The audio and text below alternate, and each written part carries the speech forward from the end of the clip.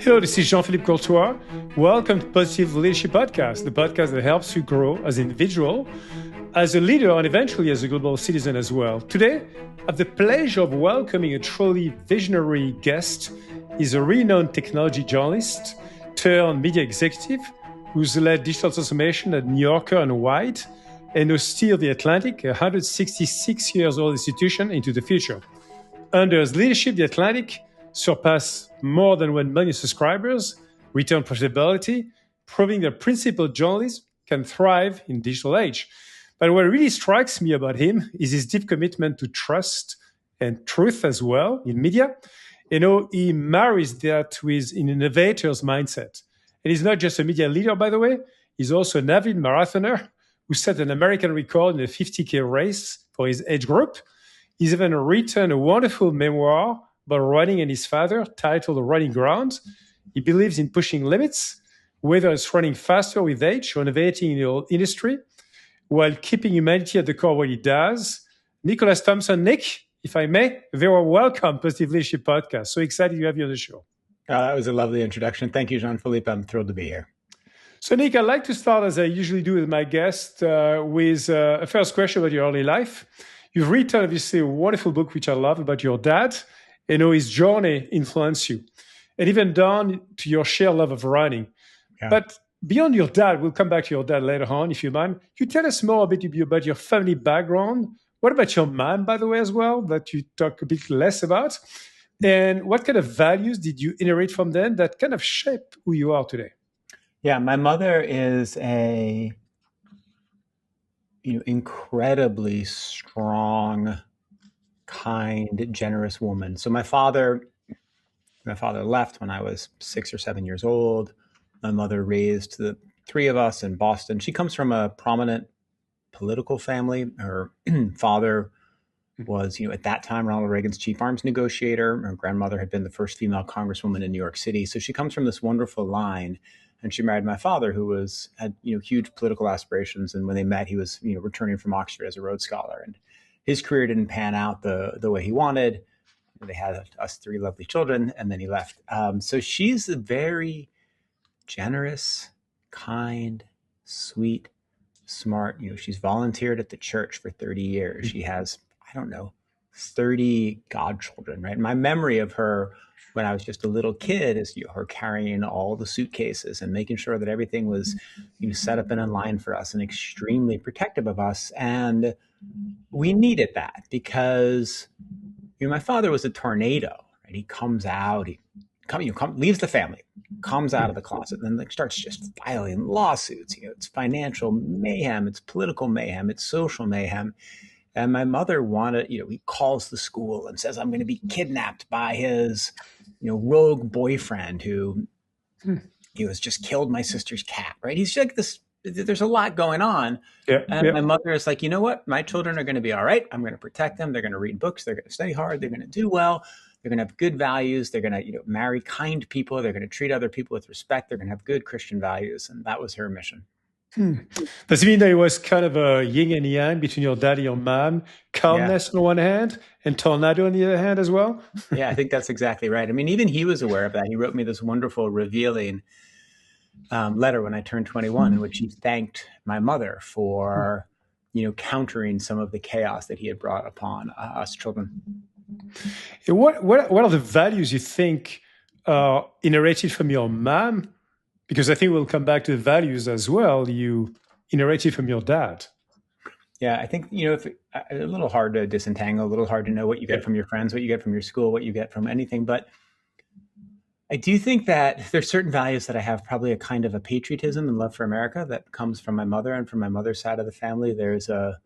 I very much respect the rules. I very much respect other people. I very much seek compromises and try to be kind, generous, see the other side. I think that all comes from my mother. And then I think that the sort of drive intensity probably comes more from my father. Your father. So, talking about that upbringing reminds me a bit about kind of a common background, a little bit you have with Peggy Johnson. By the way, introduced me to you. Thanks, Peggy. she made a reflection about her family. She's a kid of 15 children, I so a know her few more background than is yours. wild, right? And she taught me that obviously in that family, every voice mattered. And of course, when you're 15, you better have a good voice to be heard. Hmm. So I know you've had as well, obviously, beyond your early years, some incredible adventures. I've read that you were fired in your very first day working at CBS. And soon after, you were actually kidnapped in Morocco while Yeah, traveling. And ironically, I heard as well that your dad as well had some funny story in Ghana as well. So can you tell us more about those two separate stories? How did you end yeah. up in Morocco, kidnapped by someone? Why? And then the way you lost your job after, I don't know if it was 60 minutes, but it was like very fast. I mean, they're actually connected. So what happened is I graduated from college and I didn't really have a plan for life afterwards, which is quite confusing to me now when I look back in retrospect. I was so focused on being a good college student that I didn't really focus on what happens next. Mm. And I was so immersed in the world of my undergraduate university. So I graduate.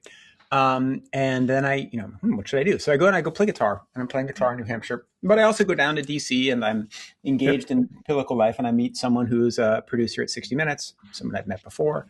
And she says, well, I'm hiring an associate producer. I said, great. And so I go in, I interview. She says she wants someone who'll help her carry her cameras across Laos and memorize the names of everybody in this, every aide in the Senate. I'm like, I can do that, and probably could. So she hires me as an associate producer, which is great. And so I leave New Hampshire where I'm playing guitar. I go down to New York. I show up, and the executive producer, this guy Phil Scheffler, calls me into his office, and he's like, "Hey, who are you?" I'm the new associate producer. He's like, "What have you done in television?" I was like, "Well, I haven't done anything in television, but I got hired." And he fired me on the spot. And Wow. I was there less than 60 minutes. And it was a couple of reactions. One, I didn't quite understand, probably illegal what they did. It was certainly ethically wrong. I didn't quite understand. I was like, oh, well, I guess I got fired. I'll get another job. Yeah. And I didn't quite recognize how badly he had behaved or how inappropriate it was. So then I'm like, well, what am I going to do? And I was talking to one of my friends, who had, he was going to England the next year to start graduate school. He ended up getting a Marshall Scholarship. He said, well, I'm going to Africa. I'm going to tour West Africa for 6 months before going to graduate school. I said, I'm coming with you. And so I went and got vaccinated and told my mother, and met with some foreign correspondents and learned how to get some tips on how to live and travel in Africa. We're just going to take buses and stay in hostels, have a very small budget. I thought I would, try to write news stories. So I go to Africa, and I've got my guitar, and I show up at Morocco, right? Tangiers. I've taken the boat down from Spain, and I'm in the train station. This is day one. Guy comes up to me and he's like, hey, you want to come home and play guitar for my Ramadan feast? And my friend is with me. He's like, no way. I was like, no, this is great. And, I get in the guy's car and I know something's wrong immediately when he starts. Just on your own, nobody else, just you. Just me. And just then, he holds me. He has this strange plan about me selling his drugs in New York. Oops. Locks me in a bathroom, his brothers. It's a very weird episode. But eventually he's like, lets me go. I mean, not eventually, a day later. And so I then take the train and go meet my friends. So it was a rocky start to Nick's 22nd year on this earth. Were you scared actually by that moment when you spent that night with that stranger somewhere in Morocco? I was extremely scared. Yeah, I stayed up all night. And I remember him and his brother sitting there smoking pot. And I was on the couch. I wasn't tied up. But it was clear that it was a very bad situation. And, I was worried about what might happen. They searched through my bag. Yeah. They're talking about, I remember them talking about Moroccan prostitutes. Okay.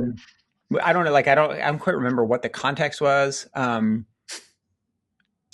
didn't have a gun. They didn't have a knife, but it's two, big guys in a country where I don't know I am. And, so I was scared, but I never, it was before, for your listeners, this was before 2001, right? If you're kidnapped after 2001 with the sort of the Islam Jihad, Western, after Daniel Pearl, it's a whole different context. This was 1998. Sure. And Okay. so it didn't, I never felt that. I never felt like my life was at risk. Yeah. Got you. But I'm sure that you've been probably more cautious in not following strangers after this story, I've even been in New quite York. I've been quite cautious in not following Okay. strangers. You grow up fairly. I mean, you take a trip like I did. I spent, I don't know, 4 months there. Just, Yeah. the first place we stayed was like, okay, let's find the cheapest hotel in Dakar, right? And oh, there's some weird sounds. Oh wait, we've like rented a room in a brothel, right? Like you just see and learn things, and you're like, Of we got to course. get out of here. And this is for a kid who's like, went to Andover and Stanford. And so now I'm in West Africa and I'm traveling Yeah. everywhere. I'm on a very low budget and trying to, figure out if I can balance the books by writing news stories. It was a great experience. It was great. So Nick, as you said, I mean, you've been trying a lot of things, I think, in your early years, right? In your 20s, from being a musician in a subway to working in tech, Yeah. considering law school, I think, one point as well, even environmental work, if I'm not Yeah. mistaken. But you eventually found your vocation, if I can call that your vocation, your calling, with journalism, right? Yeah. Could you share with us what ultimately drew you into journalism? Was there a moment, kind of a trigger that made you realize that telling stories and seeking truth was your passion and path for the future? It's pretty interesting because it it didn't happen the way it normally happens. Like most people who go into journalism, they work for the school paper. They realize they love to investigate the truth. They love the process of getting from A to B. Mm. And that wasn't me. I mean, I had worked in journalism, but not as a reporter. I had like founded a magazine at Stanford where I was an undergraduate about political debate, and it was right wingers versus left wingers. It was wonderful. It was a great experience actually for now. I had to sell the advertisements for it. And then I had been a columnist. And so I had seen the persuasive power of journalism. And I had even written op-eds in the New York Times and the Washington Post as like, 21-year-old with strong views on politics. And so I had seen its political power, but I didn't understand reporting. I didn't understand journalism. I was like an op-ed writer. Yeah. And so I finished college. I come back from Africa and I'm trying to figure out what to do. And, as you said, I spent some time working as a street musician. I joined a computer company because a friend of mine is running a Linux hardware company, which is fun. I work for the Environmental Defense Fund as an intern. I do a lot of things. I'm trying to find my footing. I'm having a hard time finding my footing. And I go to an interview at, I can't remember if it was an environment. I don't even remember the organization, but it's some kind of like policy organization, right? Because I An thought I was going to NGO? work. An It was an NGO? NGO of some sort. Yeah. It was like Yeah. it wasn't the National Research Defense Council, but it was something like that. Okay. And I show up for the interview, and I'm wearing a sweater that's like, I don't know, got holes in it or something. And I meet with this woman, and she sits with me for like an hour. And at the end, she says, you're a really interesting young person, right? You don't know how to dress. You don't know how to do an interview. You don't know how to like be a professional, but you're quite, ambitious and reasonably smart. She said, you should apply to work at the Washington Monthly. I was like, I've never heard of the Washington Monthly. So I go home and I Google the Washington Monthly, and it's this magazine in Washington. And so I send them a letter and I say, hey, I'm interested in working for you. So then they call me up and they say, fine. And I didn't realize this at the time, but basically this is this amazing publication that has no money. And so when they find someone who they think will write a story for free, they'll assign the story. And they call me up and they say, sure, we'd like you to write a story. We won't pay you for it, but we'll pay you basically nothing. And we need to talk about it. And I agreed to write a story about, it was right about that. Like, remember when Thailand's economy, Thai currency markets crashed and it caused all sort of waves. Yep. I said that I would write a story about currency markets in Thailand. And I had been in Thailand at the end of my Africa trip. I'd gone to Southeast Asia. And so I wrote that story for them, and they really liked it, and they ran it, and then they hired me as an editor. And so there's a system at the Washington Monthly where it was run by this benevolent tyrant, benevolent alcoholic tyrant, Charlie Peters, who had gone from the Peace Corps into journalism, and he'd found this magazine, and the business model he'd eventually settled on was him at the top, and then two young editors, often hired out of like Harvard Crimson, and it turns out that some combination of his ability to spot talent, his mentorship, and the network effect meant that a fairly large percentage of America's best journalists had started there, right? Jim Fowler, Taylor Branch, Yep. Kate Boo, Jason DeParle, all these just awesome journalists. John Meacham had come right before me. And so I get hired there. I'm hired there by Robert Worth, who now writes Atlantic, New York Times, great correspondent. And so I start there and I spend 2 years there. And I remember it was like the second story I wrote. I was like, what does the word report mean? Like, what does that actually mean? Like, I didn't know. And then this is the funniest thing. It's so embarrassing. I file my first story. There's all these great quotes in it from all these people. And Bobby Worth is like, that's awesome. You talked to all these people. I was like, no, they said these in other publications. I thought I could just reuse them. And he's like, you can't do that. Doesn't work this way. It doesn't work that way. You can say they said that in the Los Angeles Times, but you can't just say they said this because it sounds like they said it to you. And I was like, oh. And I remember just like frantically revising my story to take out. But it was in that process that I learned to be a reporter, and I learned about fact checking, and I learned about how to structure a story and how to interview people and the rhythm of interviews. And that was and then from then on, that's been my career. And do you recall your very first kind of editing? I mean, some of the red lines, maybe, I don't know if they are red, that your editor made on your first kind of article? Well, he very well, in fact.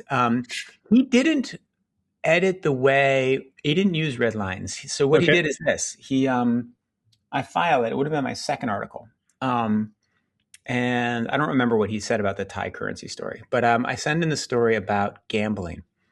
And he's got this thick West Virginia accent. And, you work 7 days a week, and I'm in the office on a Sunday. Maybe I've handed it in on Saturday. And then the phone rings, and this is what I hear. Is this Nick? Yeah. Nah. Now, why would someone give me a story like this? Because they're an asshole. A fucking asshole. Hangs up the phone, right? So then, well, that's not good feedback. It's really not what you want your boss to say. Highly motivational, yes. Highly motivational. So I go to Bobby and I'm like, man, what's going on? And he's like, oh man, let me check. And he looks, and he's like, yeah, the Redskins are losing. He's drunk. But yeah, he's probably not happy with this. And so then I go and I see him. I go to this restaurant on Monday. I go up Connecticut Avenue. We're down in DuPont Circle. I go up Connecticut Avenue and I go see Charlie. And he writes in this green felt pen. And he has my story printed out. And what I remember him saying is I was like, well, can you elaborate? Like, what did I do wrong? He's like, well, you wrote it like a pompous dickhead.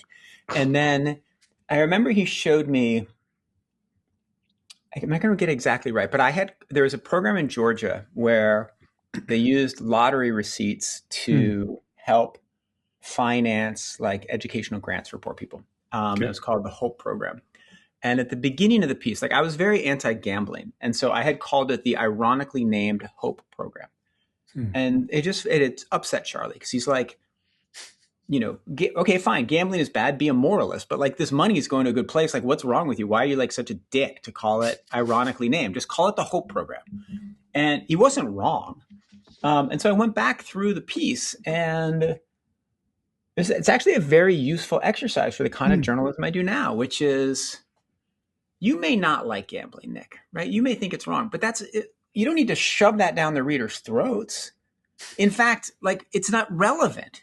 Your job is to explain what this program does, why they do it, and what the implications are. And that's your job, not to take your preconceived moral positions and put them into every sentence. And Charlie was right. I mean, it's not he wouldn't last 5 minutes in today's media environment before he got canceled, but and maybe it's not psychologically healthy to call your 24-year-old employee who's just started a fucking asshole all the time. But it is what it is, and it worked for me. And he was dead on. Thank you for sharing this wonderful story with a lot of colors as well, from red to green and others. And eventually, obviously, Nick, you landed a wonderful job at New Yorker, and later on becoming editor-in-chief at Wired. So looking back again at those experiences at New Yorker and Wired, what were some of the pivotal lessons, a couple maybe, that you learned as an editor and then as a leader? We'll come back to the leadership position, which is different, obviously, that being at the core journalist, right? Well, so there's three chapters. There's when I'm Wired. I'm a senior editor at Wired, and then I'm a Yep. senior editor at the New Yorker, and then an executive at the New Yorker, and then I'm the editor in chief at Wired. And Yep. so what I learned in that first chapter, which is as a senior editor at Wired and a senior editor at the New Yorker, is that when you're an editor, the most important thing you can do is you build a network of writers who trust you, and you get the best that you can out of them, right? And some can do work at this level, some can do work at this level, some need to be, some you rewrite every sentence, some you don't touch a sentence, right? And you learn what their skills are, you learn what their strengths are, you learn how to talk to them, right? And your success and the magazine's success depends on whether you can get the best out of these people. And there are all kinds of ways you can step on that, right? You can treat them all the same, right? You can think that your writing is better than their writing. You can be competitive with them, right? They're all like editors make all kinds of mistakes. Yep. And so I quickly realized when I was at Wired that my job was to go and to find really good people with whom I could have this relationship. And I remember kind of struggling at the beginning. And then there's this cohort of writers I pulled in, it was Evan Ratliff, Jen Kahn, Doug McGray, these people who I about the same age as, who I really liked personally, and who produced excellent work. And so then once I'm working with them, I'm really learning, and I'm learning from them, and they enjoy working with me. And I go from kind of being a confused editor at Wired to being a very successful editor at Wired, and then that leads me to the New Yorker, where it's the same lesson again. You come in, and I came in as a senior editor. Yep. My job was I had 6 writers I had to work with, maybe 8, right? And that's the whole job. The job is not to write. The job is not to do anything else. And so you really learn. I remember work with Ken Oletta, who's very different from Kela Fasane. I work with both those people, trying to get the best out of them. And it's a great challenge, and I love that job. And the other thing I learned, I wasn't a reporter, I wasn't a writer. I'm not writing stories myself back then. But you learn how to find stories because you want them to trust you that you'll give them good stories. And so I learned, I would go to a dinner I'd be at dinner with a group of 8 people, and I would be tuned to hey, what's going on that's interesting in your world? Oh, you're a lawyer. What's a case you've read about that's surprising and unresolved? Oh, you're an investigator, or trying to you just develop this very curious habit of mind. And then I would go back and write down possible stories. And that became one of my strengths, finding stories for people to write. I love it. And would you say that similarly to some other leadership roles, and we'll talk later about your business role as well, obviously, Nick, at the end of the day, your success of your journal is going to be about your ability to pick the dream team, the best talents, to grow them, to nurture them, and and to get the best out of them because of that unique trust relationship. And if that's the case, what do you do if you land in a place where you don't have the dream team? Do you also recast the whole team? Well, I mean, it's a great challenge, right? So your role, I view my role in all these different places is, and whether I've been at the top or in the middle or the bottom, do your best to make sure it's the best team, help anybody you can increase the levels, improve talent where you can. And then the other really important step is identifying what you can do that is most helpful to the team. And so, when I was at Wired, when I was back when I was the editor-in-chief, I actually wrote a bunch because that was what we needed, right? When I was at the New Yorker, it's not what we needed. And so, depending on what your team is good at and where your team is strong, and let's say you're equally good at 10 different things. That doesn't mean you should spend an equal amount of time on those 10 things. You should identify your team and the team is weak in these 2, I'll do these 2. And in fact, I don't need to do these other 8. And so that's another element. To the question of the team, it's one of the hard, everybody knows this. It's one of the hardest jobs in management, right? And you come in, and when I came in, for example, to the Atlantic, where I had real authority, even when I came into Wired as the editor-in-chief, you have to make quick decisions because folks are there who, maybe they want you there, maybe they don't, maybe they're good, maybe they're bad. Yep. And the longer you wait, the harder it gets to make a change. And so you have this problem where you have an incentive to make a quick decision. Okay, this person is out, this person stays. But you have incentive to make a long decision. I need more information, right? I really need to really understand this place. I think that a good framework is like, you should basically touch nothing until 3 months. And then at 3 months, you should make changes. And then in a year, you should make more changes. Gotcha. And I don't know, I can't, that might've come from David Bradley, who's one of my sort of mentors and wisest people I know. But that's what we did at the Atlantic, where I made a few changes 3 months in. Like it seemed like a couple people didn't really want to be there with me or had a very different view, and it's all amicable and fine. And then after about a year, some more changes. And now the team is utterly superb and functions extremely well together. Wonderful. Let's shift gears a little bit and talk about your leadership at Wired. Yeah. I think Wired, and I was a reader of Wired, I must say, in the past, went down from being seen as a cheerleader for Silicon Valley to holding tech giants accountable when needed, if I may say so, right? Yeah. So I think you also made a bold move to implement digital paywall. You paid off by boosting subscription, I think, by almost 300% in the first year. So what drove you to redefine Wired mission in that way? And how did your audience and team reacted to that more nuanced stance on technology, which was not that obvious at the time? It was tricky because Wired was founded as a publication that, Silicon Valley, they were the outsiders. Wired was the real champion. Like, we just loved these people. And Wired, when I had been there from 2005 to 2010, the editor-in-chief, Chris Anderson, who I adored, said, this is a magazine about optimism. And we were extremely enthusiastic. And then the editor who preceded me, Scott Dadich, brilliant guy, he was very interested in the look and the positioning, and just an utter, brilliant man about that, and also good reporting. But when I came on board, it was clear that the position of the brand didn't really match reality as I saw it, which is that these companies, they weren't lovable outsiders, right? They like Sergey Brin and Larry Page are like these amazing coders, like PhDs with this great way of putting the web together back in 1997. And by 2017, they're still totally likable, interesting guys, but they're like monopolists. And, Facebook, okay, well, Facebook, what a cool company Mark Zuckerberg. Like Mark Zuckerberg's position had changed. Elon Musk's whole personality had changed, right? Yeah. Power had, to some of them, structural power had corrupted them. And to some of them, just actual power had corrupted them. And the role of technology in American life was both wonderful, hugely positive, right? Technology is hugely positive for us as a culture, for society, for longevity, for GDP, right?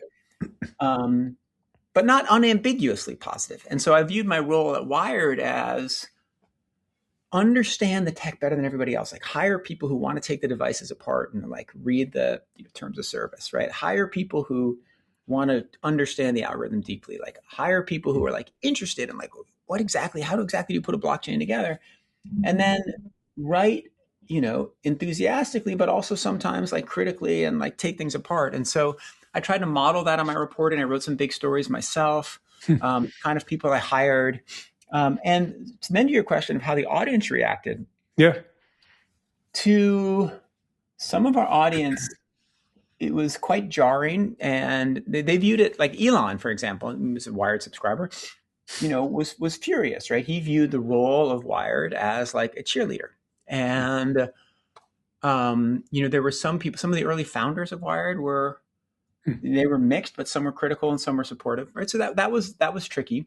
But it's also the case that there were lots of people who just thought, wow, fine, Wired is now now it's serious, right? Now it's it's now investigating. Now it's breaking news. Now it's doing stories like the ones that we had done at the New Yorker. And the audience clearly liked it because subscriptions, skyrocketed and, revenue went way up. So that was how that worked. I'll also say there's this interesting spectrum where to the staff, I was probably not critical of the tech industry enough, right? So I'm the editor pushing harder, yeah. Right? They're and the staff they all live in San Francisco. They all come from relatively small number of schools, and they're very critical of the tech industry. And so I was in this interesting spot where I think to some people I was almost an apologist for the tech industry, and then to some of the older Wired readers, I was I was this liberal New Yorker who didn't understand the ethos of the publication. I think at the end, I felt it was definitely one of the hardest issues to manage, but I feel Yeah. like I think we did a. I feel I look back at those issues and I look back at our web coverage, Mm. and I think we did a great job. I think we were fair. I think we were honest. I think we broke important stories. We tried, we didn't endorse political candidates when I was there. Like we stayed out of stuff you should stay out of. You're Wired, your technology journal. And I think that,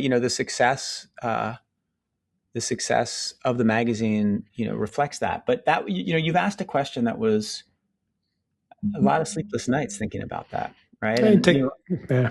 And I'm sure it took we'll come back, it took some courage in terms of leadership as well. Because I'm sure that some of the CEOs and founders of many of those tech companies, small or fast growing companies, might not be friends anymore, I guess. I just guess, don't know. Yeah, totally. I mean, I don't know whether I lost any friends because of it. I mean, it's interesting. Like even the places where I've written the toughest stories, right? I mean, the company I criticized more. I ran an investigative story about Facebook where we put a bloody picture of Mark Zuckerberg on the cover, and it was a very tough story. But everything in the story was right? And like I had worked at the New Yorker where you fact check everything to within an inch of its life, and like I had called people at Facebook and I had basically read the entire story out loud to them before we published. And like, if you think anything is wrong, you can tell me. Tell me now. Try to persuade me, right? Yes. It's factually wrong. If you don't like it, I'm not going to change it. But if you think it's factually wrong, I owe you this. And this is going to be a big story. And the truth is, like I've just done 5 events with Facebook executives. I'm doing a thing in Davos with Andrew Bosworth, who's one of the top executives, right? Like what they understand that I was critical, but they appreciate that it was accurate because there's a lot of stuff that is critical and not accurate. And so exactly. I actually don't think I lost any friends in the tech industry because of our tough reporting. No, that's wonderful. We'll come back to that later on the AI discussion because I think it's also it creates a new framework for that as well. So your success, Nick, at Wired caught obviously a lot of attention, and in fact, the Atlantic poached you from Wired to become the CEO in 2021. Yeah. A move that doesn't happen every day, I think, in the media world. How was the transition from editor to chief executive officer? And as someone, again, I think, and I could hear it, I could feel it, was some ink in your blood, literally, right? Yeah. How do you balance the business side of running a media company with the editorial independence, of course, which is so critical to the Atlantic trust and integrity? Yeah. So the job is different, but it's not as different as one might think.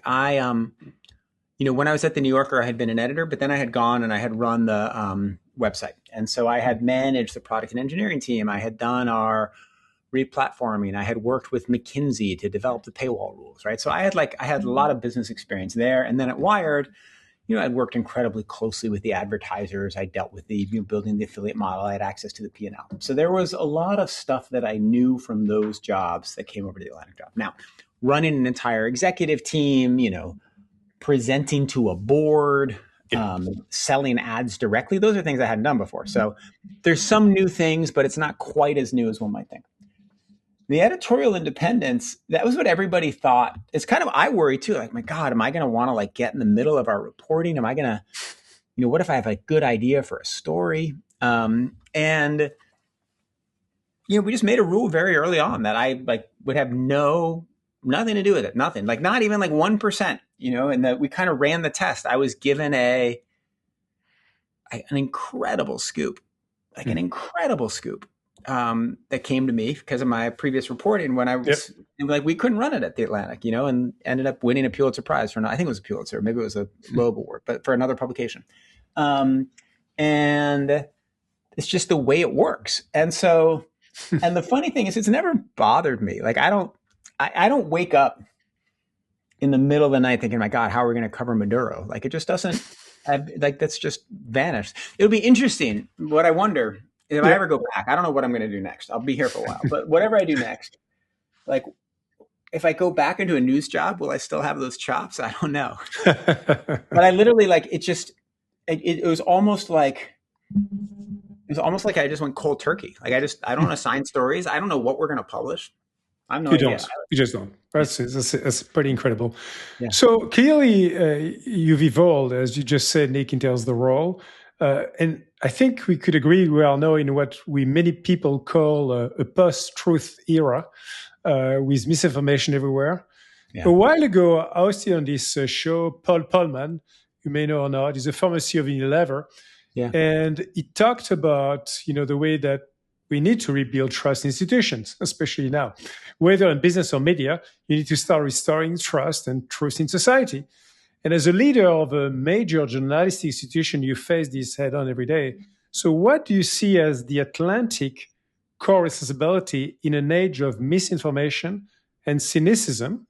And how are you working to restore trust in journalism and uphold the truth in public discourse?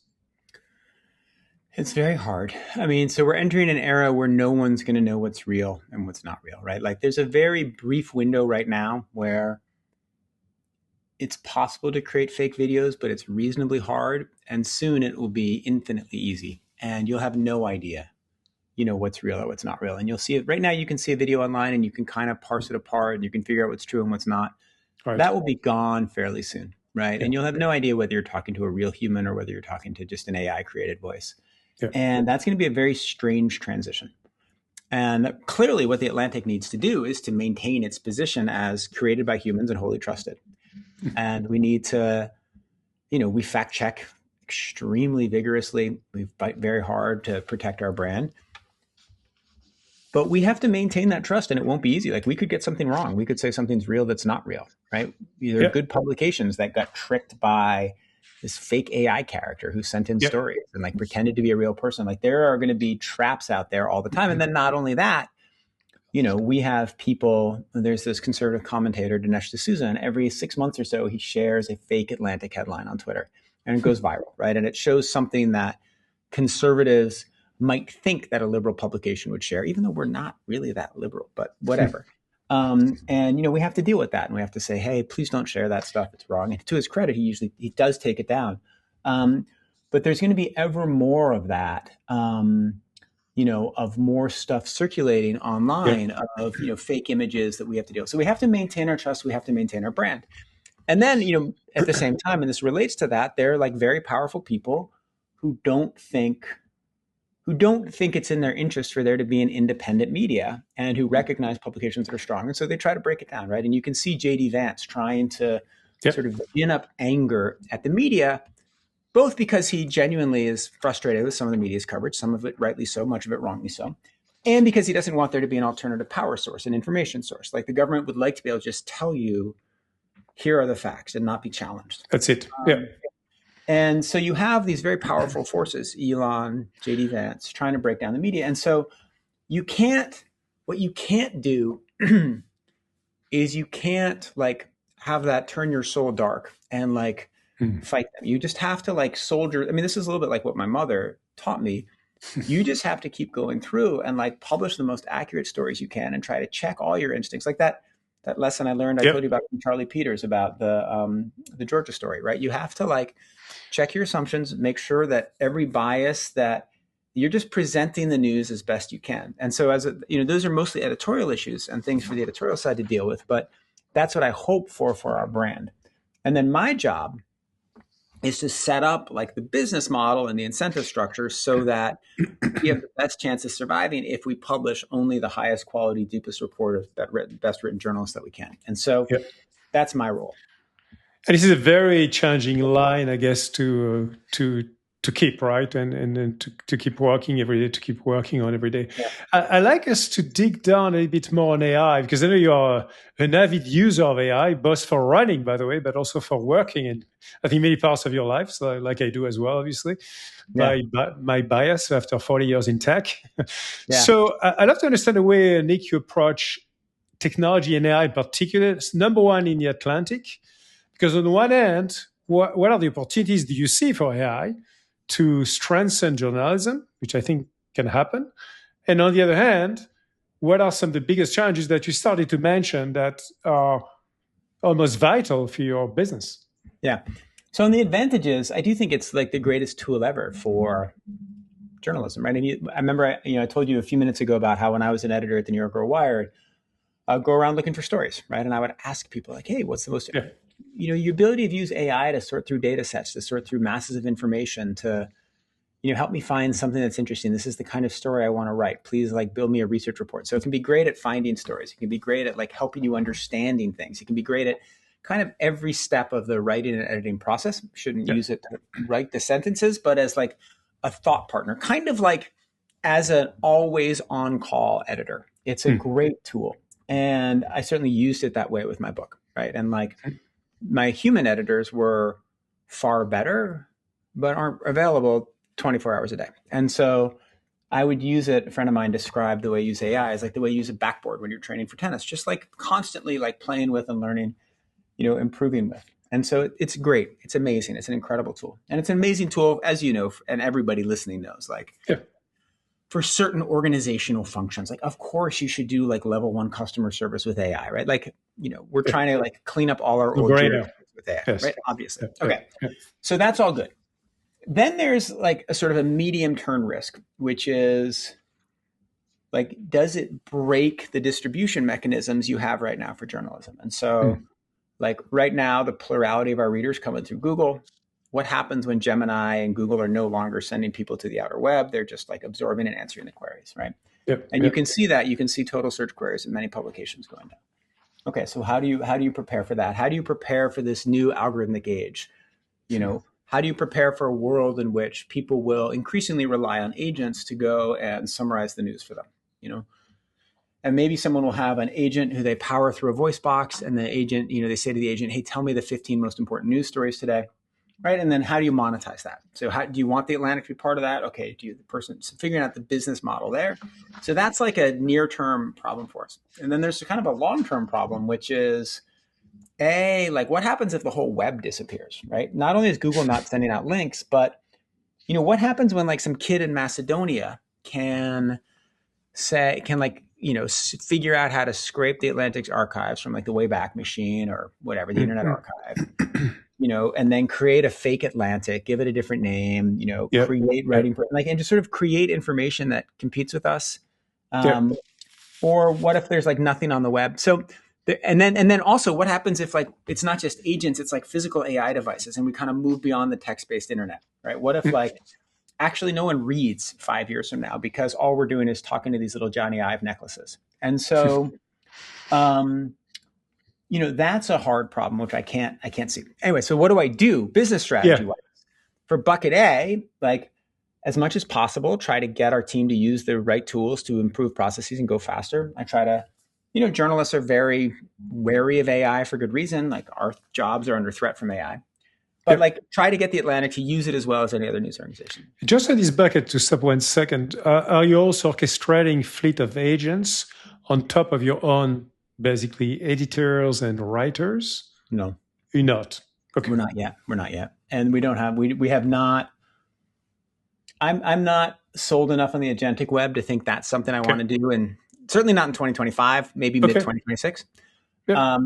But use the best tools we can there. And then for the middle thing, try to get direct relationships as much as possible, right?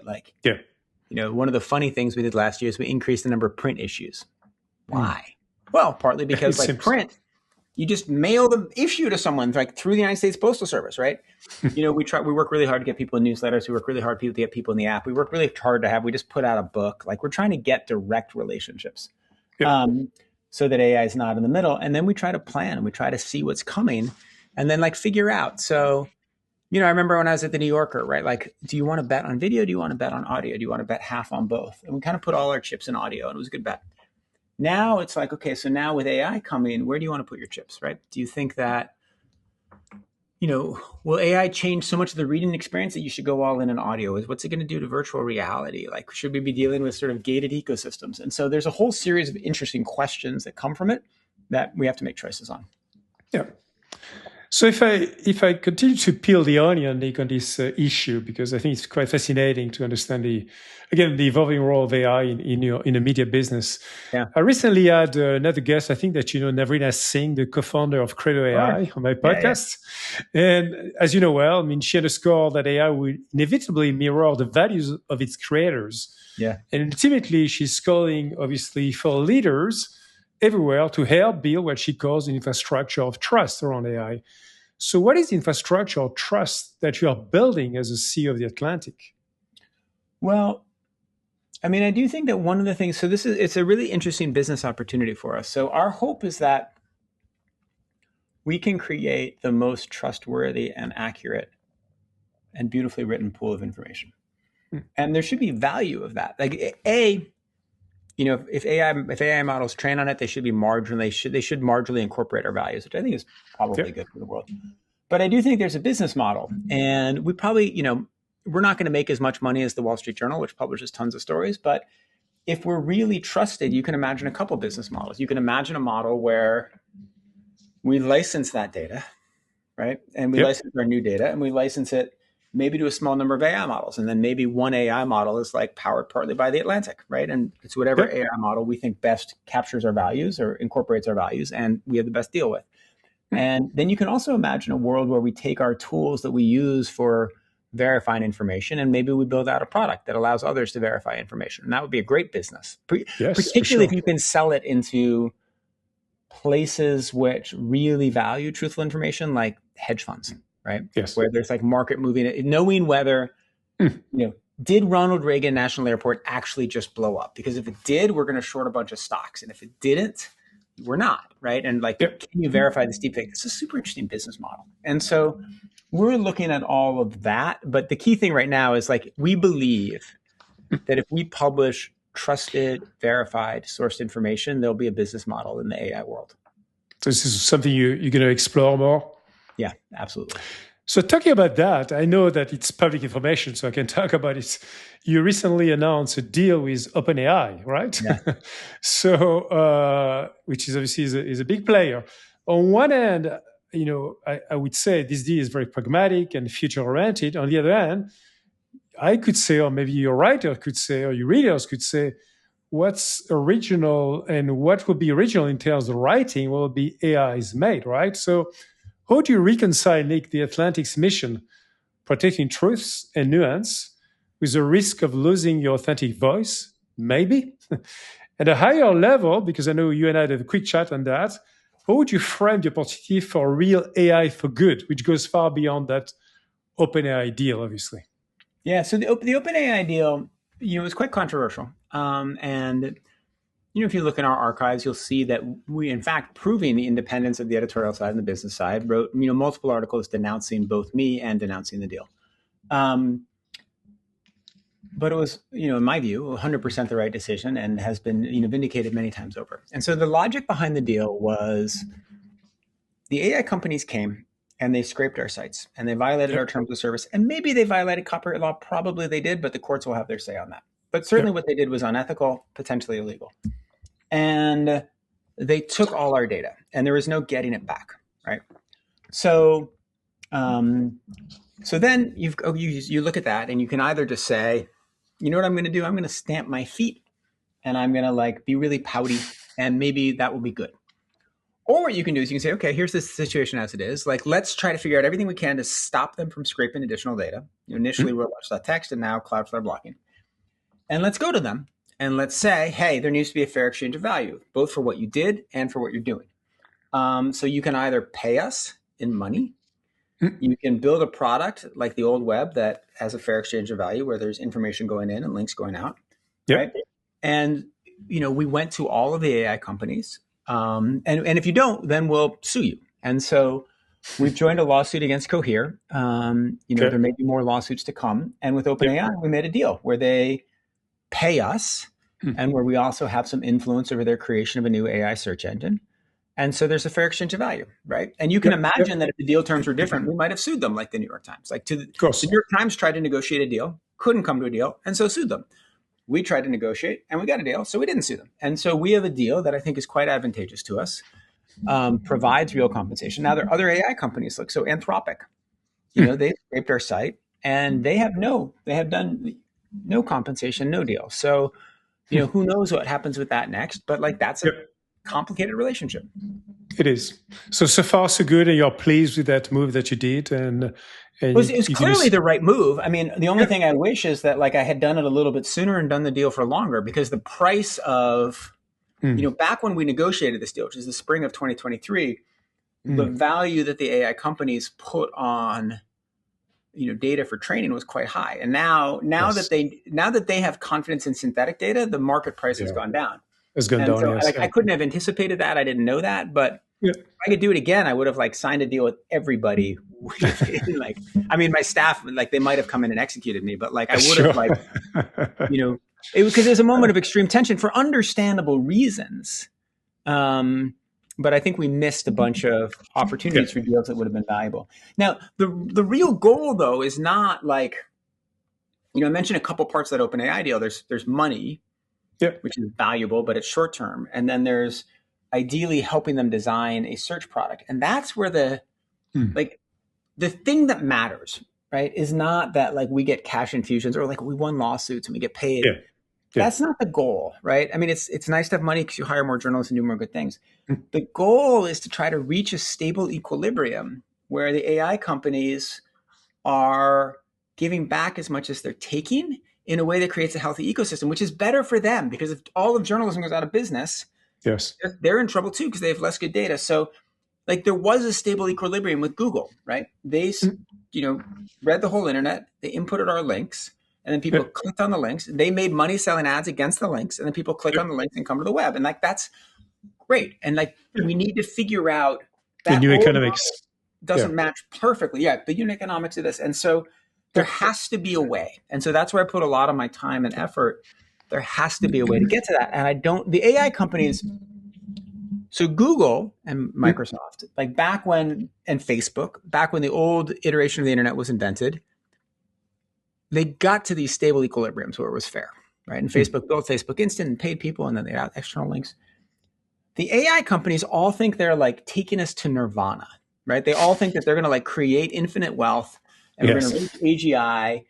And then like the real problem will be how like, how we merge our brains with machines and then don't have civic unrest. And like kind of, is the New York Times still in business? Do people still read the Atlantic? Like, oh my Mm, God, like who are these old folks? Like, what are they talking about? And so it's a little harder to negotiate with them, for sure.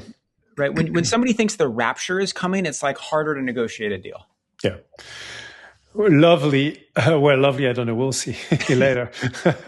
I like to switch gears now, clearly moving away from AI and talk about Nick as a runner beyond the Yeah. office. One thing that fascinates me is your passion for running, Nick. And of course, it's very well known. You are not a casual jogger for the listeners by any means. You're a competitive marathoner who actually got faster with age, Yeah. defying expectations and gravity. I believe in 2021, at age 45, you even set the American record for the 50K in your age group. Wow. And you've also written extensively about running, including a wide piece on trying to run fast after 40. And now your wonderful new book, The Running Ground, of course, talks a lot about that. So what does running mean to you personally? And how has it influenced your approach to life and leadership? So running is um, it's my single most important hobby. It's my single most important mental release. It's um, it's one of the things I've done consistently since I was, in some ways, since I was 6, in other ways, since I was 15, in other ways, since I was 30, um, to structure my life. And so every day I wake up, Yep. I run to work, I run home. I do workouts a couple times a week. I run marathons a few times a year. I run ultra marathons a couple times a year. And through that process, I've learned habits of mind, habits of pacing, mental resilience. I've learned dietary habits, health habits, all kinds of things that kind of keep me functioning at a higher level. And I think give me a Yep. more Zen approach to life, an ability to both work through pain, to understand limits, a much better physical understanding, but also a mental understanding.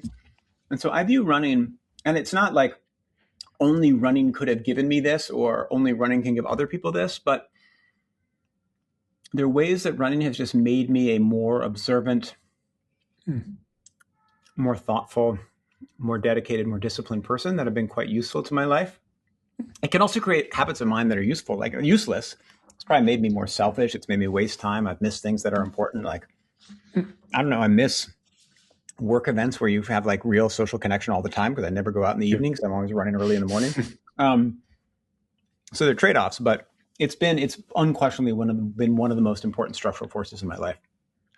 And so it's very clear, and I think we can feel it as well in the way you talk about life, the way you've been writing again this essay, Why I Run. And this essay, you wrote very candidly about your dad, obviously, struggles. And you took up running to be like him and kept running because he stopped, actually.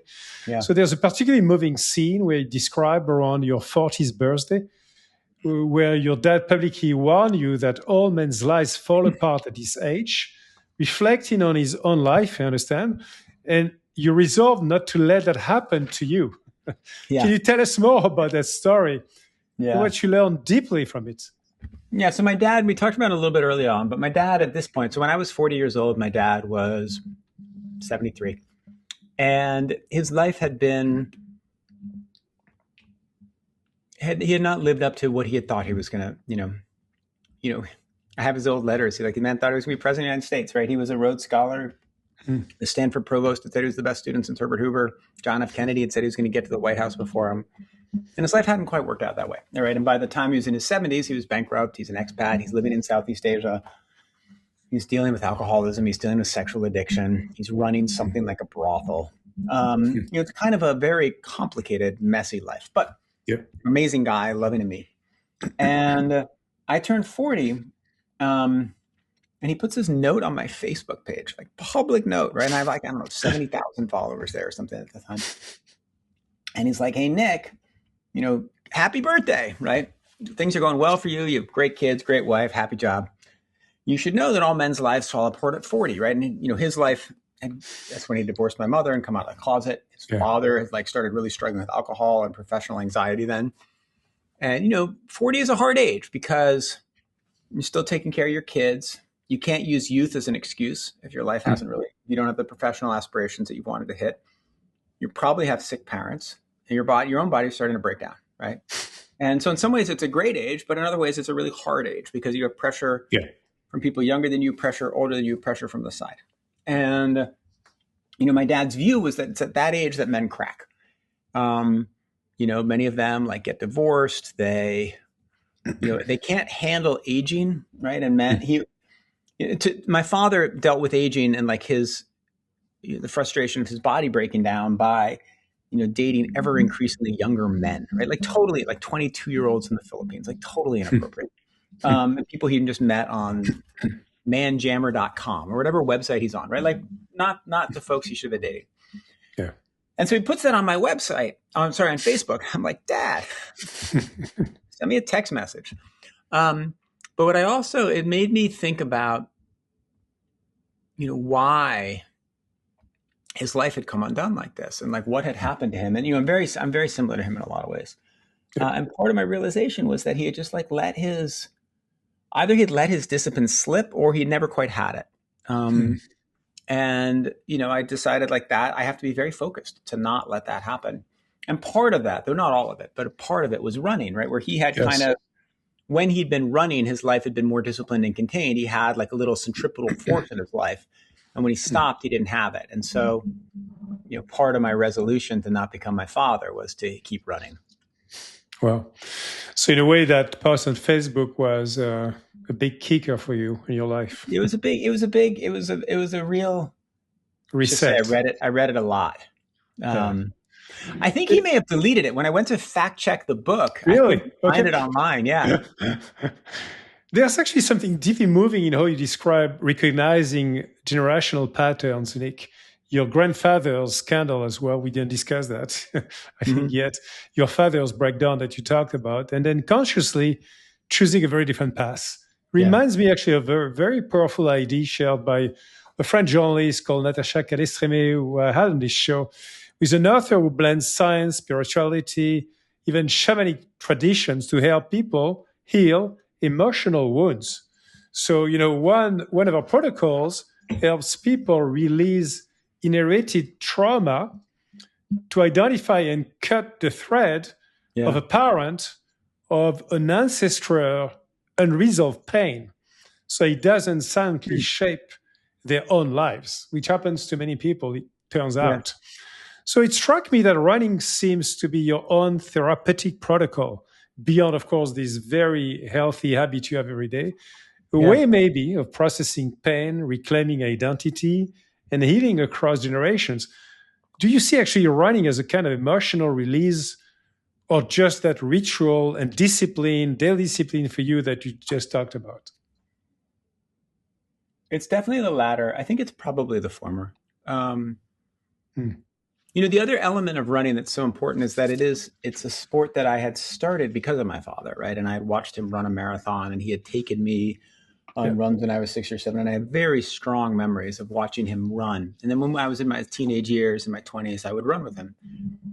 I do think it's a way, and as you said, it's a way that I've both tried to hold him close, do this thing that we love doing together. And also a way to not become him. I do think that when someone dies and someone who's close to you, a good way to mourn, right? You can mourn by praying and thinking and reading their letters, but a good way to mourn is to do the thing that you did together, the thing that you associate with them. If you went for walks, to go for walks. If you skied, to ski. And it just allows you this sort of the way memory works. It happens in your brain, it happens in your body. And the way processing information works happens in your brain and in your body. But I think is one of the most interesting differences between humans and AI. And you can go like someone you loved you used to ski with, right? And you go skiing, and I think certain things happen with the way you process those memories in a way that's healthy. And so for me, running, particularly in the year after he died, was a way of thinking through this incredibly complicated man who died all of a sudden, right? I didn't have a chance to mourn him before he left. It wasn't, I knew he was old, I knew he was sick, but he wasn't supposed to die that year or even the next 5 years. And so running was a way to process his death. So in a way, it is both this healthy habits, but also this spiritual connection. Yes, I got you. Thanks for sharing that. Nick, just to finish a little bit on that particular story through the running around again, your story unfolds distinct seasons again in your life, from your very first smile, I think at age 5 with your dad, you just talked about, to that defining run up Cadillac Mountain, I think at 29, when you choose to bet on yourself, to facing illness as well, just after your fastest race, and later chasing new limits in your 40s after your dad's death. So each season to me kind of blends discipline, purpose, personal reckoning. It echoes what Bill George, with the pharmacy of Medtronic, shared with me on the podcast, what he called the crucibles of life in his book, True North. Those moments that test and ultimately shape our own lives and leadership. So how do you reflect on those seasons of running? Do you see them as your seasons of life? And what are those couple of crucibles that have taught you about growth, purpose, and the kind of human you've become eventually? It's interesting. Your running is tied into many of the hardest and most important moments of my life. In part because I use it as a way to handle those crucibles. So the Cadillac Mountain story is revealing. That was in retrospect, the single most important day of my life was in the summer of 2005, August of 2005. And I had worked at the Washington Monthly, and I had done very well. And then I had struggled as a journalist. And so I was, at this point, I was 30 years old. I had finished the Washington Monthly 4 years before, and it had been rocky, right? And I worked for this wonderful man in New Haven. I'd done some good reporting in West Africa, but things weren't on track. And so that summer, July of 2005, I was called by Wired, and they wanted to interview me for the senior editor job. But by the time August came around, I didn't have the job. And so I had three prospects in life, or three sort of professional prospects. I had applied to law school, just not because I wanted to go to law school. And it kind of did, but mainly as an off-ramp, right? Law school is a great off-ramp for an ambitious person. You sort of check yourself for 3 years into the school, and you come out on the other side with this great credential, and you have all these paths. You can become a professor, you can work for the ACLU, you can work for a firm, you make lots of money, you're okay, right? Yeah. And I had like gotten into NYU law school. My wife lived in New York. I had been traveling around trying to get myself to New York. And so I have these three opportunities. I've like got a proposal for a book, but it hasn't sold, and I'm not sure it's good. I have the possibility of a job at Wired, or I have law school. And I have to decide law school by, let's say it's August 15th, right? Because that's when it starts. And so it's like August 14th. Yeah. And I'm in Maine. And I haven't decided yet. And I keep waiting. I know that if Wired offers me the job, then yeah, I'll defer law school, right? Yeah. If I was certain I could sell the book, sure, I would write the book. And I remember going on that run, like at sunrise, and it's a pretty hard run, right? Because my mother's house in Maine, you go out the door, you have to run through the woods in the dark, right? And so you run through the woods in the dark, and then you run through these nice carriage trails, and then you run again through the woods and like up these like scrambling rocks and like these like iron holds you have to hold on to. I don't remember if I had a headlamp, but I'm running like in the dark, and I get to the top of the mountain and the sun is coming up, right? So I must have left at 3. And I'm thinking a lot while I run, and I think I do a better job. Like if I'm like sitting down, I'm like, okay, now I'm going to think about this thing. Maybe I can't think about it the same way that if you run, because when you run, your mind goes to it and your mind drifts away. But you've made some progress, then your mind comes back, and then you drift away, and then you come back, right? Yeah. And so when I finally came home, I decided, you know what? I'm just going to bet on myself. I'm going to defer law school, see what happens with the book, see what happens with Wired. And I could have easily made a different choice. And if I had made, like, there are very few moments in life where there's like a specific choice. Yes. And you don't quite know it at the time, what's right or what's wrong. For sure. But completely diverts. And maybe I'd be like in the United States Senate as like a law school graduate right now. And I'd be like, God, thank God wasn't still a journalist, right?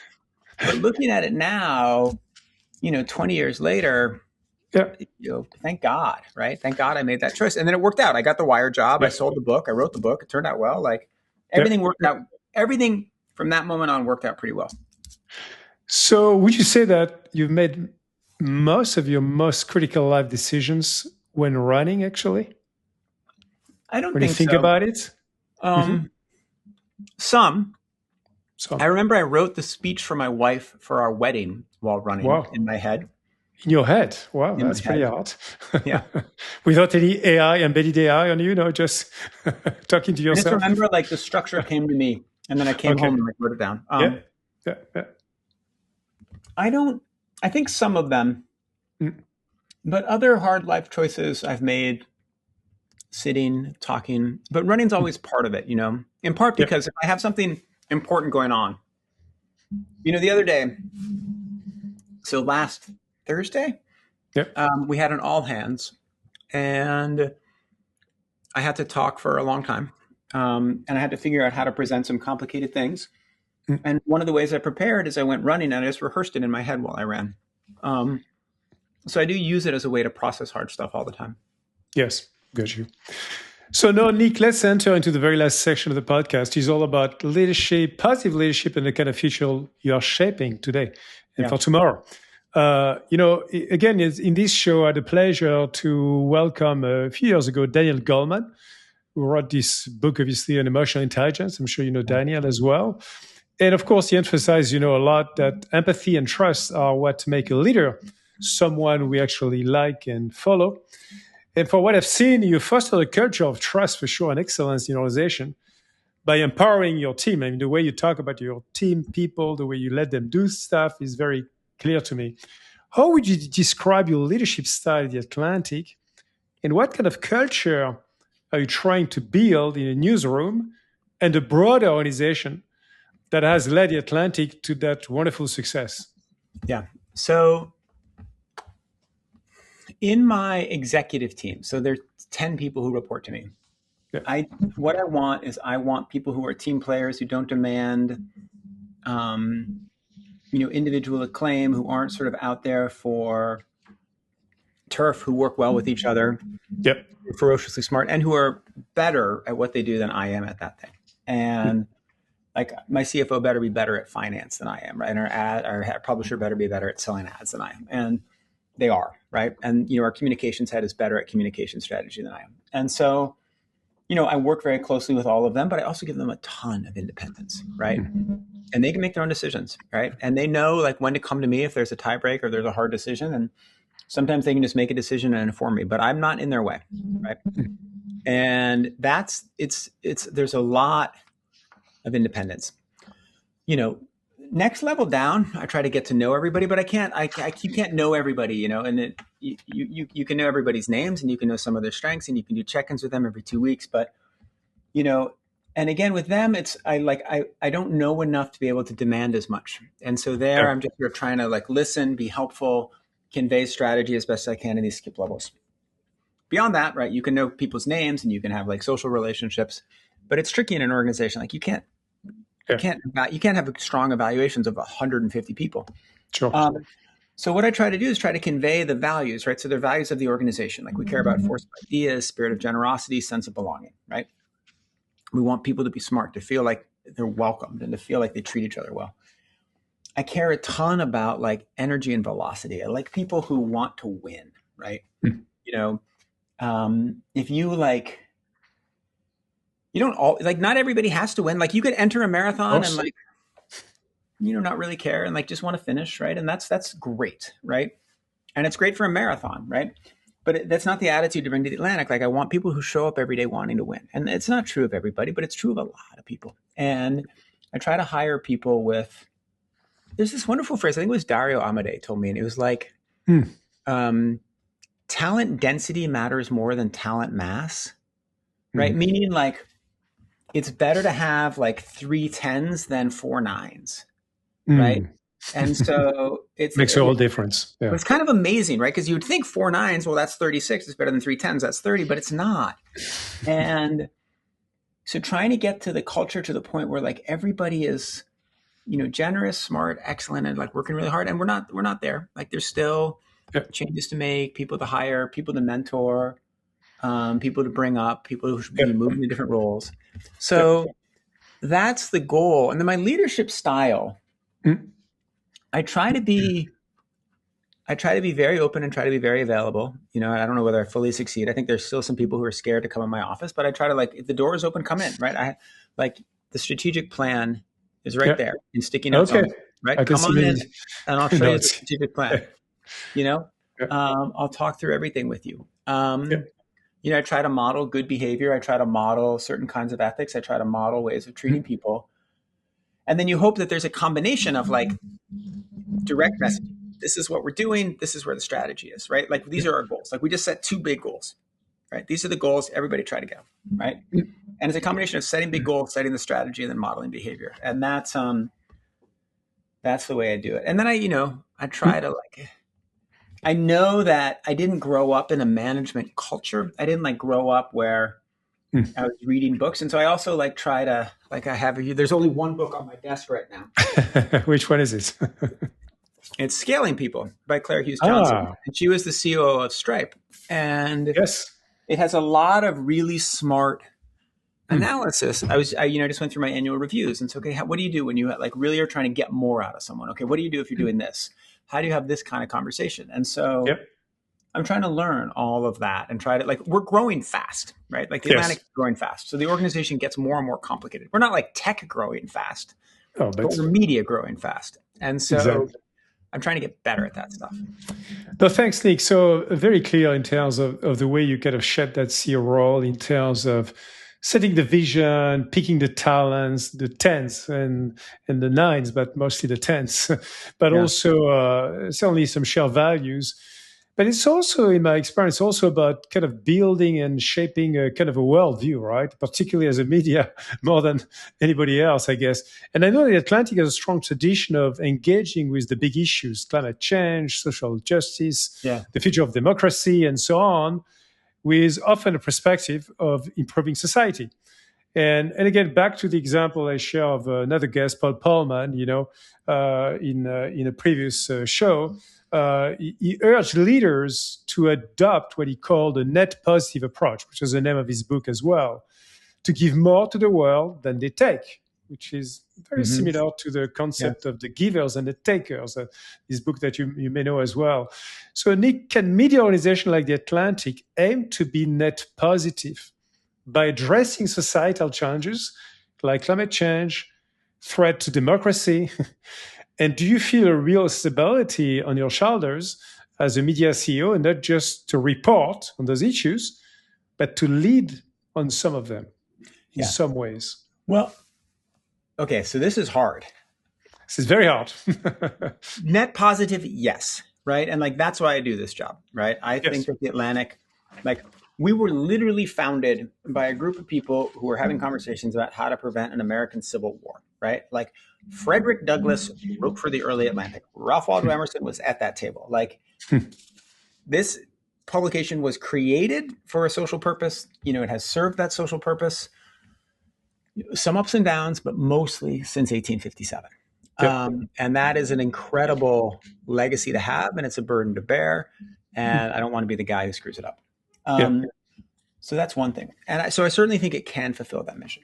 Now, I do think that society has huge challenges with climate change. I do think there are major threats to democracy. I do think that there are correct policy choices that one should make, whether it's about, better choices and worse choices you can make about how you handle the protests in Iran, what you do with Venezuela, what your policy on cryptocurrency is. I think that the Atlantic's role, though, and I believe this very strongly, as does Jeff Goldberg, is not to say what that is and to push America to that. It is to just hire the best writers in the world and the best editors and the best social media people and put out stories that people might disagree with. It is to create a great writers collective and a group of thinkers that publishes fair, accurate information about all this stuff. And if it ever appears that we're partisan, and if we ever become predictable, and if you know what we're going to say about climate change, or what we're going to, if Nicolas Maduro gets captured, and that we're going to say it's great because we love Trump, or we're going to say it's terrible because we hate Trump, not, well, this is complicated because who knows what happens to Venezuela? Like, nobody knows, right? For sure. And if anybody ever comes to think that we're entirely predictable, A, we're not serving our social purpose. B, our financial model is cooked and our reason for being is cooked. So we have to continually surprise and be fair and truthful and honest and interesting. And that's really hard. So I don't think we should lead on any of those issues you mentioned, but I do think that the people who lead should be reading The Atlantic. Got you. So if I may push you a little bit harder on this one as well, does it mean that any societal issue anyways is political? So you cannot lead in a way that is not partisan, but is about really embracing, let's say, climate change, right? Of course, it's highly political in many different ways, but you could say, well, there's a well understood actually set of reason for why the planet and the humans living on the planet should take care of the planet in which we live, right? So I'm just trying to get to a point where is there a kind of uber cause, whatever it is, where you can lead the way, not by forming a monolithic opinion to the people and say this is the way to think about it, but where you engage in a deep way the cause. Yeah. So so you have a whole series of really interesting notes in there. So one thing I'll say is that there are issues where we do have absolute views, right? And those are like, and where I'm allowed to make public statements and feel comfortable. So like about press freedom and about democracy and First Amendment rights, like things that are core to our publishing and our sense of being. And, I do not make statements about ICE, but I will make statements about imprisoned reporters. So there's like one category that is easier for us to talk about. Now there's a second category, like climate change, where we are on the side of truth, right? And the facts clearly show that there is man-made climate change. Now, the degree to which humans are contributing and whether carbon sequestration is the right policy or not the right policy. So where the Atlantic will, I hope, have surprising views about carbon sequestration. Like you will find that among the people who accept there's a bunch of people who just gaslight, right? They're not going to publish in the Atlantic and we're not going to pay them credit. And we're not going to both sides it. Like, well, one expert says that climate change is happening and one says it doesn't. But what ideally we'll do is find the interesting arguments and conversations within that reality-based climate change conversation. So That's the way we do it. Mm. And Got also, you. okay, so the question of whether everything is political, Yep. that's a great question. And I'll answer it more the way I dealt with it at Wired, which is because at Wired I had say over editorial, and I was there during the first Trump administration. Wired, there were issues that were political, right? And there were issues that fell within Wired's domain, right? Like who's going to be the head of the FCC, right? What policies are we going to have encryption? Will TikTok be banned, right? And on those issues, we should cover the Trump administration. But there's a lot of stuff the Trump administration does that has no bearing on Wired's world, and we should not include it. And then there are lots of stories we write that have nothing to do with the Trump administration. And there's a temptation when you live in America at a time like this, where like every story has to have something to do with Trump, right? And like every reporter wants to put in, and like you write a story about education and you want to like whack the Trump administration when you write it. And so when I was at Wired, it's like, I would go through stories and I'd say, no. He doesn't need to be in the story. Like this isn't about him. This is about something else, right? And like, but everything's about him. No, it's not actually. And so that's a really interesting balance. Yes. And the other thing I would do, if there was a story and it was about something to do with the Trump administration, right? And let's say it was about whether to ban TikTok. You have to really, like, if you have a reporter and the reporter just tries their best to be fair, but they really don't like Trump, right? Or maybe they try their best to be fair, but they really do like Trump. You have to go and make sure that they're like, I used to do this thing where I'd be like, okay, find your best Republican friend or your best Democratic friend and read the story out loud to them and just see where they like get upset, right? Like How they react. What are the assumptions that you've embedded in there that are totally unnecessary? Like what is I use this line on a podcast I kind of like, which is like, what is the like random thing you've said about Brendan Carr that you don't need to say, right? And then take that out. So there's like an editing challenge in that as well. I got you. The very last couple of questions, but quite important ones for the listener as well. Yeah. You know, as we start looking ahead, I want to zoom out to the bigger picture of positive leadership in media. Yeah. A discussion spans, as you can imagine, across empathy, trust, purpose, and positive impact, societal impact I just touched about, right? The core themes of this podcast. With my guests, I often reflect on how these qualities can flourish in different fields. So, Nick, when you hear the words positive leadership, what does it mean to you personally in the context of running a media organization? So I think when I think about positive leadership, and I'm sure there are many other ways of defining it, I think one of the things that I believe and have for long, like I'm pretty optimistic about the world and that you can find a path through it.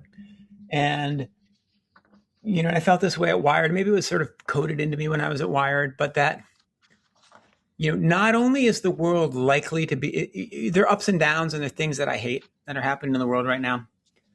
But in general, you know, we're going in a good direction. And in general, like, not only that, if you are optimistic, you are more likely to be helpful to the world, right? I agree and with if you're that. pessimistic and you're like, man, it's just the worst. And like, you know, ICE is shooting people in the streets and I can't move because of it. Well, that's not going to, that you're going to end up doing less good than if you're like, okay, there are a lot of problems in the world.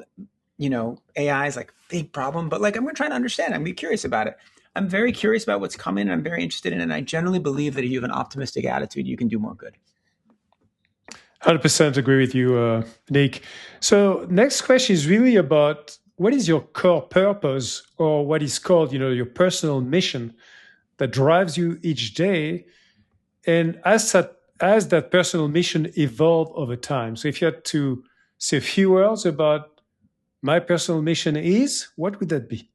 Well, my personal mission is creating positive business models that allow serious journalism to thrive. And I didn't realize that was my mission until about 2012 when I started that. Okay. In 2012, 2013, I was given this role by David Remnick, one of my heroes, to help the New Yorker become a digitally forward publication with a consumer business model. And, you know, it wasn't like the New Yorker was going to go out of business, but it was like figure out the future for the New Yorker. And, you know, with a group of amazing people, we did a good job of that. And since then, that's been my job. And that was why I took this Atlantic job, right? If your mission is, what is the position you can take that can do the most good, right? Whereas if you do this job well, the amount of good journalism in the world will increase the amount. And that was like, you can be a writer. I could go start a Substack and I could publish good stories, right? Yep. I could go and be an editor somewhere and I could publish like 6 or 7 people and have 6 or 7 times as many stories going to the world. Or you can try to like make the Atlantic's business. When I started, we were losing tons and tons of money. Subscriptions were in decline in the beginning, and the amount of great journalism we could do was under threat. And so, the fact that we've been able to reverse it the last 4 years is great for this project. So that's my mission. Very clear and pretty amazing mission. My very last question now, which is something I love to ask my guests by the end as well. It's about passing on your wisdom, right? Yeah. So what advice would you give to my listeners, particularly young leaders? I'm spending a lot of time with young people because I believe in betting on new generation to positively change the world. So what would you tell those young people who are trying to lead positively and with purpose in their own fields, whatever it is, right, to shape a better, brighter future for all of us? If I have one principle, right, and I have one, it's not really advice, and maybe it's mundane, but it's kind of a lesson from running, which is like, if you want to get faster, you have to go out every single day, and some days you have to push yourself really hard, but you don't ever stay in, right? And if you do that, you always get faster, and if you don't do that, you never get faster. And so it's kind of led to like my philosophy of how I work, which is you have good days, you have bad days, you make things wrong, decisions that are wrong, you make decisions that are right.